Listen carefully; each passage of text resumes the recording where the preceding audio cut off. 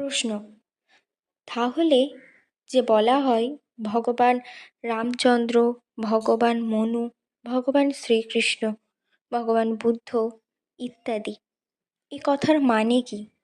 এরা কি ভগবান? শ্রী শ্রী ঠাকুর উত্তরে বললেন, তা কেন হবে?